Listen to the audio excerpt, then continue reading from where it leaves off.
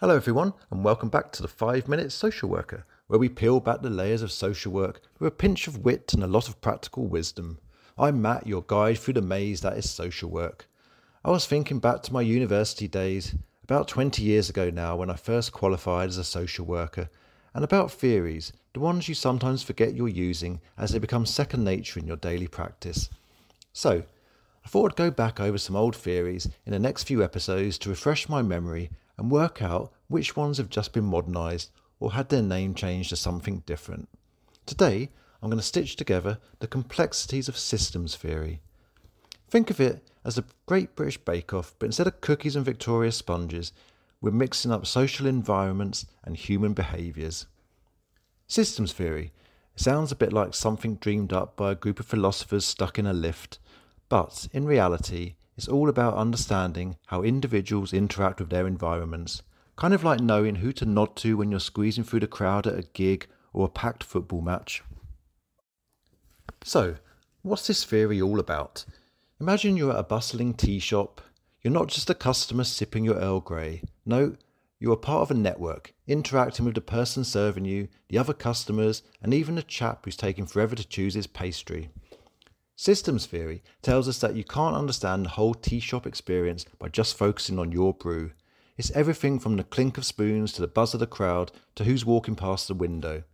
And in social work, it's like looking at a map of the London Underground. We're not just looking at one stop, say Baker Street. We're seeing how it's connected to everything else, how changes in one line can affect the flow in another. It's understanding how changes in a family, a school, or a community ripple across the whole network. So let's break it down a little bit more. Say you're working with a teenager who's struggling at school. It's not enough to just focus on their homework habits. What about the relationships at home? Any financial stresses in the family? What's the school environment like? It's all interconnected, like a spider web covered in morning dew, each strand reflecting another aspect of their life. And here's where it gets fun, because who doesn't love a bit of chaos in theory? Systems theory isn't about finding a straightforward solution. It's more like playing a game of Twister.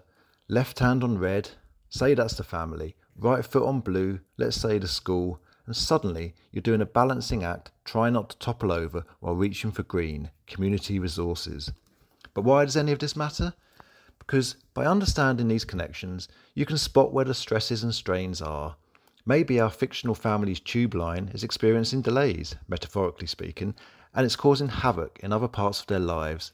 By stepping back and seeing the whole network, you can better navigate the map and maybe even reroute some trains to make the journey smoother for everyone involved. So, as we wrap up today's chat, remember, systems theory might seem complex, but it's really about seeing the bigger picture. It's about understanding all the connections that make up our social fabric, much like a well-knitted jumper, keeping us warm and connected. So, thanks for tuning in, and don't forget to share your thoughts on my Instagram page, or should I say, add your thread to the social tapestry. Until next time, keep your channels open, your systems checked, and your tea piping hot.